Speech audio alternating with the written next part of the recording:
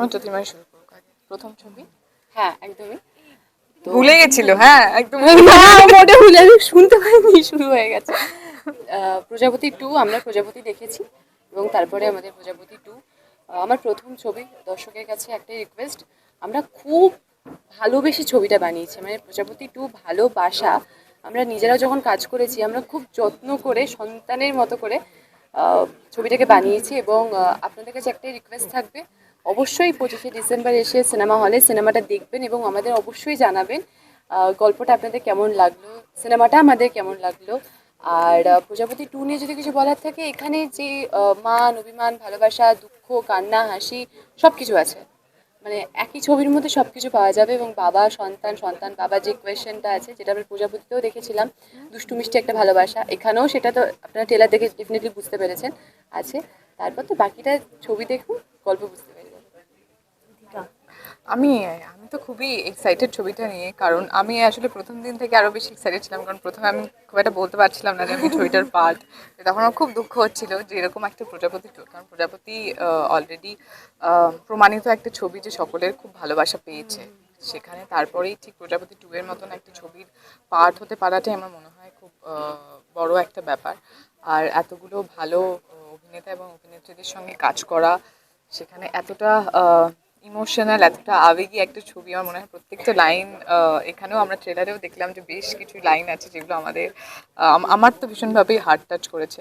So আমার মনে হয় যে আমরা খুবই ভালোবেসে ছবিটা বানিয়েছি, ভালোবাসার ছবি, সম্পর্কের ছবি। সো দর্শকেরও নিশ্চয়ই ভালো লাগবে। জয়ের জীবনের প্রজাপতি 1 আর প্রজাপতি 2 এইভাবে কি বলা যায় দুজনকে? এই রে, তো প্রজাপতি 2 আসছে ওই জন্য। জয় বলতে পারবে এটা? হ্যাঁ জয় বলে, এটা ঠিক কথা, জয় বলতে পারবে। কিন্তু আরেকজনের জায়গা কি একজন নিতে পারলো? একটু একটু মনে হচ্ছে খুব একটা কনভিন্সড না, জয়ের মনে একজনই জায়গা করে আছে, তাই কি? তুমি ছবি দেখো। এক্ষেত্রে আমার একটা কথা বলার আছে, সেটা হচ্ছে যে জায়গা প্রত্যেকটা মানুষের আলাদা আলাদা হয় একদম। এবং প্রত্যেকটা মানুষ সেই জায়গাটাতে অবস্থান করে।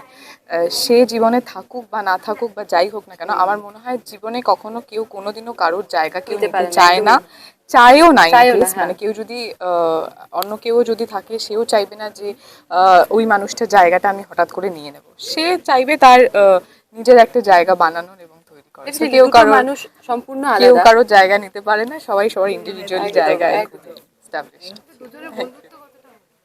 আমাদের খুব ভালোই, তা প্রথমে আমি লেখা করে দিলাম একটু করে, যে হ্যাঁ ভুলে গেছিলাম। হ্যাঁ, এটাই চলতে থাকে শি ইজ গোটা, ভেরি হ্যাঁ। সুইট, ভেরি তোমাদের সুইট। দুজনের একসঙ্গে তো শর্ট বোধহয় হয়নি, দুটো আলাদা সময় না, যেরকম। দেখা আমাদের খুব একটা বেশি হয়নি, বাট যতটুকু দেখা হয়েছে তাতে খুব ভালো বন্ধুত্ব হয়ে গেছে। দেবদার কাছে ইদিকা কি বেশি বকা খায় নাকি? নাকি জ্যোতির্ময়ও এবারে একটুখানি আমি তো খাই, তো দেখতেই পেলে। বাট না, বকে বকে ঠিক না। আমার মনে হয় যে আমি আগেও ছোটখাটো ছুটছাট খেয়েছি, কিন্তু সেটা মনে হয় সবটাই ডেভেলপমেন্টের জন্য, যাতে আরেকটু বেটার করতে পারি। বাট এমনি নয়, কখনো যদি বকা খেয়েও থাকি কাজের জন্য খেয়েছি, আর একটু সামটাইমস আমি একটু লেট হয়ে যাই, তাই খেয়েছি। জ্যোতির্ময় এখনো তাহলে বকুনির পিরিয়ডটা শুরু হয়নি? না, ব্যাপারটা হচ্ছে দেবদা খুব মজার মানুষ। হাসতে হাসতে যে কথাগুলো বলে সেগুলোতে অনেক কিছু শেখা যায়। হ্যাঁ, মানে হাসতে হাসতে বলে দেবে, তুমি বুঝতে, তুমি কিভাবে নেবে সেটা তোমার উপর ডিপেন্ড করছে, তুমি শেখার জন্য নেবে না তোমার খারাপ লাগবে। অ্যাকচুয়ালি বকা দেওয়ার স্ট্র্যাটেজিটা আলাদা। আলাদা, একদমই তাই। সবসময় চিৎকার করে কথা বলতে হবে এমন না, উনি যেভাবে বলে খুব শান্ত মাথায় বলে। এবার তোমার উপর ডিপেন্ড করছে তুমি তার কতটা নেবে বা কোনটা শুনবে কোনটা শুনবে না। ছবি নিয়ে দর্শকদের কি বলবো একটু শেষ করে দাও। হ্যাঁ, ছবি নিয়ে তো দর্শকদের উদ্দেশ্যে একটাই কথা বলবো যে 25 ডিসেম্বর আসছে প্রজাপতি 2 আপনাদের কাছে সিনেমা হলে। খুবই আমরা না এখন কি হয়, বেশিরভাগ মানুষ বা বেশিরভাগ লোকেরা আমার মনে হয় ভালোবাসতে আমরা ভুলে গেছি। বিভিন্ন সম্পর্কের মধ্যে বিভিন্ন যে কোনো ধরনের, মানে ভালোবাসার বলতে শুধুমাত্র একটা সেরম প্রেমের সম্পর্ক শুধু সেটা নয়, প্রত্যেকটা সম্পর্কেই ভালোবাসা ব্যাপারটা খুবই জরুরি। তো আমরা এখন ভালোবাসতে মানুষকে ভুলে গেছি। তো আমার মনে হয় এই ছবিটা মানুষকে হয়তো আবার ভালোবাসতে শেখাতে পারে। একদমই তাই। ইদিকা, তোমাকে জিজ্ঞাসা করছি হ্যাঁ, হ্যাঁ। স্পেশালি যে বাংলাদেশি মুহূর্তে যেটা চলছে, তুমি কি সেটা নিয়ে কিছু বলবে? কারণ আমার অ্যাকচুয়ালি না বলার এখানে একটাই, যে আমি যাই আমি তো আমি দেশটাকে সত্যি খুবই কাছ থেকে দেখেছি, ওখানে গিয়ে আমি এত ভালোবাসা পেয়েছি। কিন্তু এই যে এখন যাই হচ্ছে, সেটা আমাকে খুবই হার্ট করে সামটাইমস। আমার মনে হয় যে দেশটা এতটাই ক্রুদ্ধ হয়ে রয়েছে বা ক্ষুব্ধ হয়ে রয়েছে, যেই দেশে আমি আগেন ভালোবাসা দিই, যেই দেশে আমি এত ভালোবাসা পেয়েছি, এত ভালোবাসা দেখেছি, সেই দেশে এত রাগ ঠিক আমি মেনে নিতে পারছি না। তো আমি খুব চাই যে পরিস্থিতি শান্ত হোক এবং আবার সবটা আগের মতন ভালো হয়ে যাক।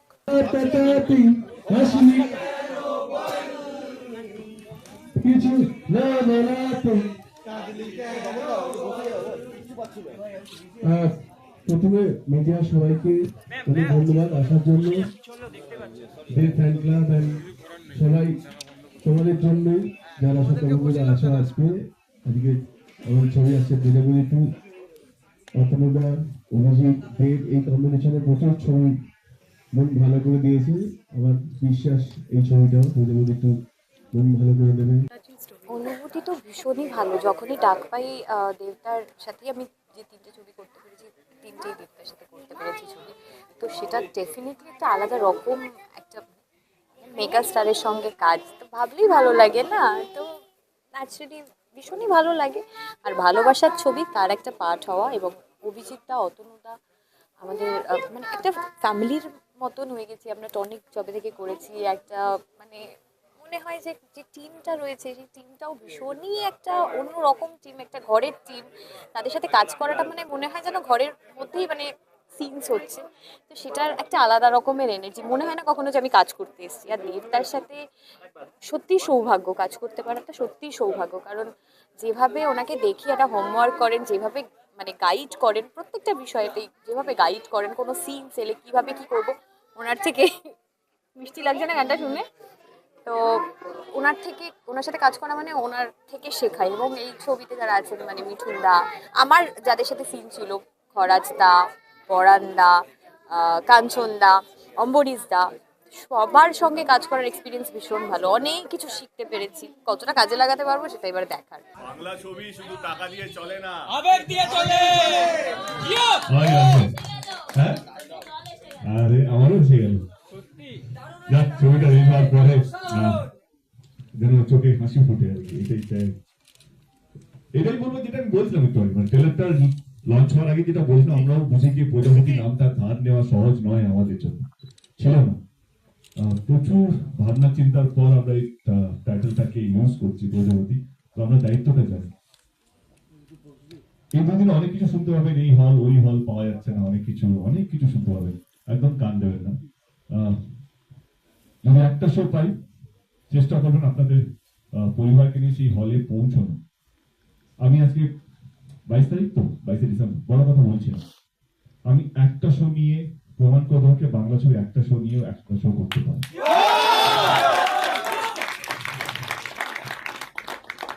আমি এই লড়াইটা যতদিন চলবে যতদিন আমি স্বপ্ন দেখবো, আর আমি স্বপ্ন দেখা ছাড়বো না।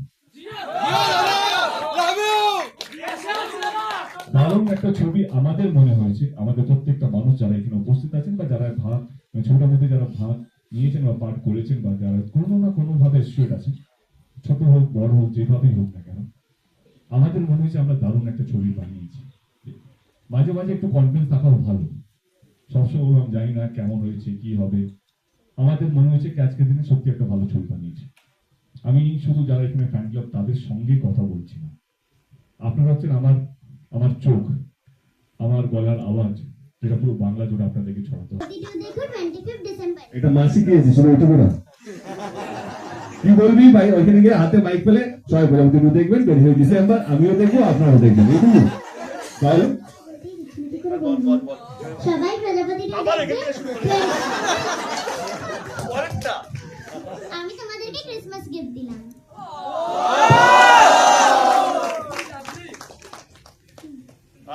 মা এটুকু শিখেছে, চারটে নেই। কেমন লাগলো এক্সপেরিয়েন্স? খুব মজা হয়েছে কাজ করে, আমরা অনেক জায়গায় ঘুরেছি, টাওয়ার ক্লক, লন্ডন ব্রিজ, এই শুটিং করতে গেছিলাম, ঘুরতে যাইনি, অনেক জায়গায় শুটিং করেছি, অনেক জায়গায় ঘুরতে।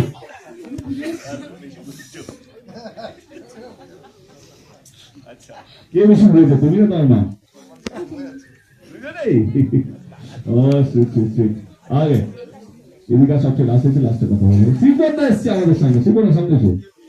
সুপর্ণা হচ্ছে আমাদের লাকি ম্যাসকট যদি বলা হয়, ওর ছবিটা না থাকলে ওর ছবিটা নাম থাকে আর কি, সুপর্ণা ভেটস। কার নাম দিয়েছে ওরা প্রধান? সমুদ্র।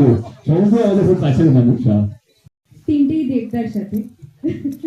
তো আর টনিক তো তোমরা সবাই দেখেছো। এই টিম আবার আসছে, এই টিমের সাথে কাজ করতে পারা মানেই খুব ভালো লাগা, খুব এনার্জি একটা আসে এবং ভীষণ ফ্যামিলি ফিল হয়। এবং আমি তো শিরায় শিরায় রক্ত, দেবদার ভক্ত। তো সবাই 25 ডিসেম্বর, আমি বলতে হবে না, সবাই আসবেন, দেখবেন এবং আবার হাউসফুল করবেন, আমি জানি। Thank you.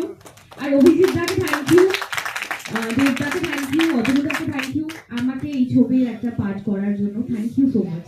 অথর বাকি পেমেন্ট ক্লিয়ার হয়ে গেছে, হয়ে গেছে। আপনাদের কিছু নতুন করে বলার নেই। বড়দিনের বড় ছবি প্রজাপতি 2, বড়দিনটা সেলিব্রেট করুন প্রজাপতি 2 দেখে। এবার সবাইকে বলুন সিনেমা হলে এসে প্রজাপতি 2 দেখতে। প্রজাপতির থেকেও এটা অনেক বেশি ভালো লাগবে, এটা প্রমিস।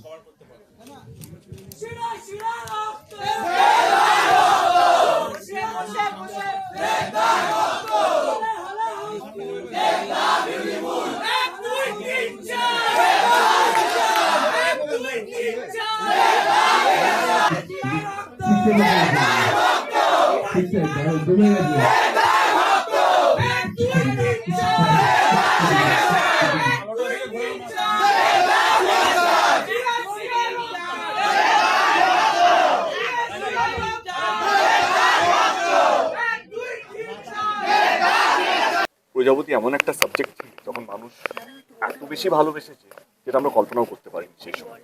সেই নামটাকে ধার করে প্রজাপতি 2 এর মতন এমন একটা গল্পকে নিয়ে আসা, প্রজাপতি নাম দেওয়া সহজ ছিল না। তো নিশ্চয়ই এবারে সবাই বুঝতে পারছে যে কেন আমরা প্রজাপতি 2 নামটা দিয়েছি, এবং কোথাও যেন আমরা অনেকবার ভেবেছি গল্পটা আরো ভালো করতে হবে, কিভাবে ভালো হবে, কিভাবে মানুষকে, দেব মিঠুনকে সবচেয়ে ভালোভাবে দেখে নিয়েছে প্রজাপতি, তাদেরকে আবার নিয়ে আসা। আমি as a producer point of view বলছি, আমাকে প্রজাপতির উপরে যেতে হবে, তাদের এমন একটা গল্প নিয়ে আসতে হবে যেটা দর্শক ভাবতেই পারবে না যে এই গল্পটা এরকম হতে পারে। তো আজকে আমি ভেরি হ্যাপি। তোমরা ফার্স্ট সোকল রিয়াকশন আমাদের ট্রেলার দেখার পর, আমি এটুকু বলবো যে থ্যাংক ইউ সো মাচ, পাশে থাকবেন। এবং আমি বলবো যে দারুণ ছবি বানিয়েছি, সবাইকে নিয়ে দেখার মতন একটা ছবি। বাচ্চারা হোক, বড়রা হোক, সিনিয়ররা হোক, জি জেনারেশনটা এখন আলোচনার একটা কেন্দ্র। সব জেনারেশনের জন্য আমার মনে হয় আমাদের এই ছবিটা। তো 25 তারিখ আর 2 দিন পরেই ছবিটা রিলিজ হবে। আসুন, দেখুন।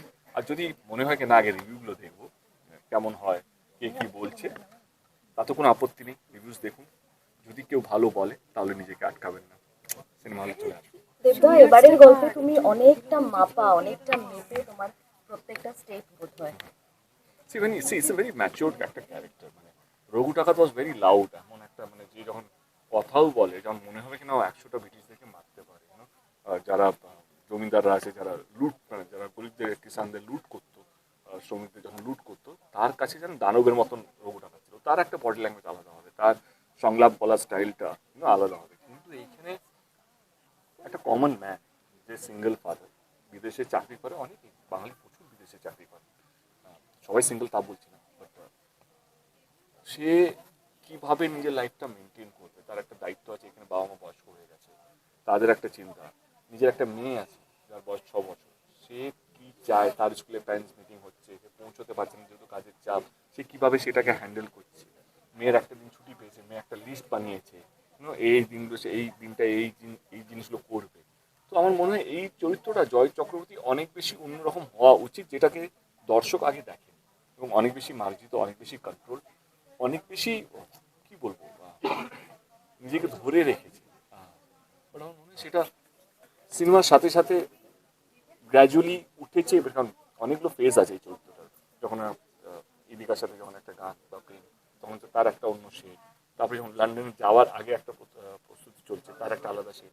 এবং লন্ডনে পৌঁছানোর পর এতগুলো মানুষের মধ্যে একটা কম্পিটিশন চলছে, দেখতেই পেলে টেলারের মধ্যে গিয়ে একটা কিচেন রুম ড্রামাও আছে, যেখানে কিচেনে অন্যান্য শেফরাও চাইছে কি সেই জায়গায় পৌঁছানো, তাদের সঙ্গে কীভাবে বিহেভ করবে।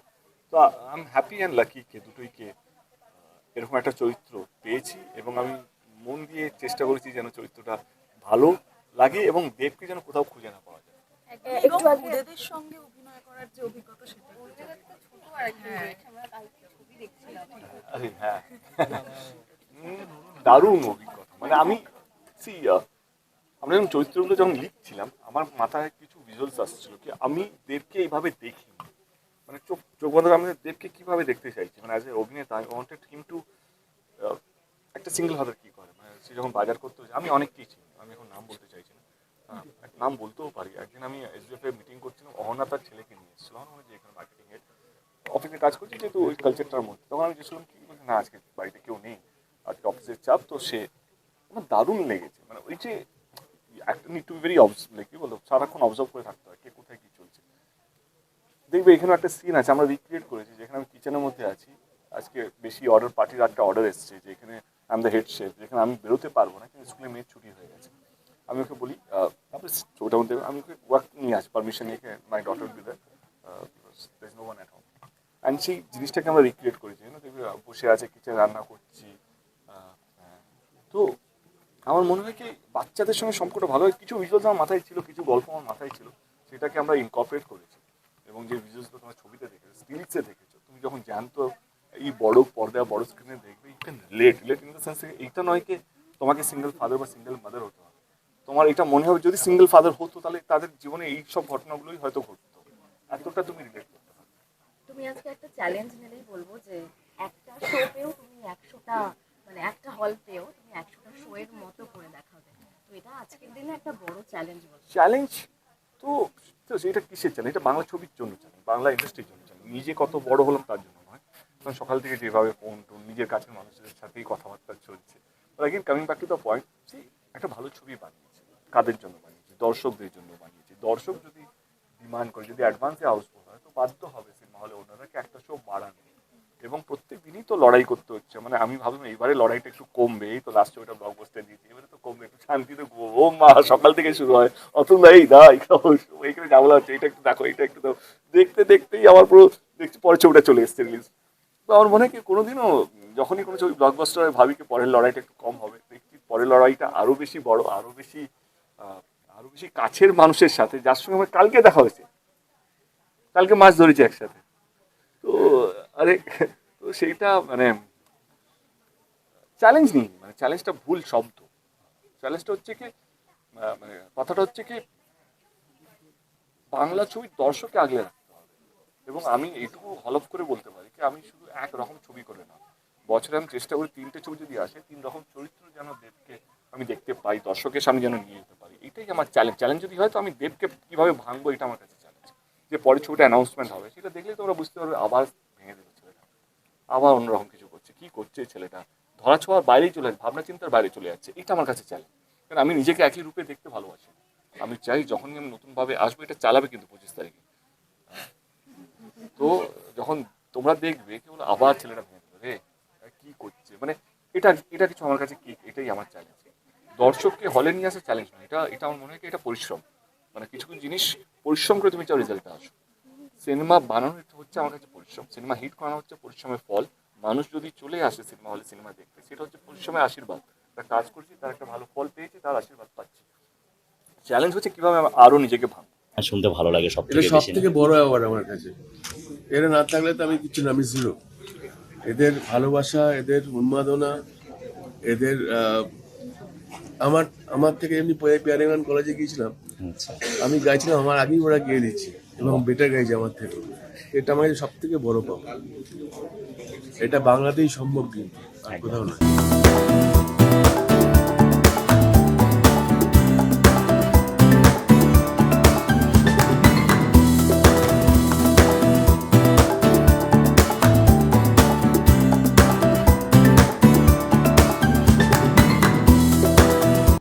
টলিউড ফোকাস কলকাতা চ্যানেলটি আপনাদের ভালো লেগে থাকলে লাইক করুন, সাবস্ক্রাইব করুন এবং আপনাদের পছন্দের ভিডিওটি অবশ্যই শেয়ার করুন। Tollywood focus Kolkata.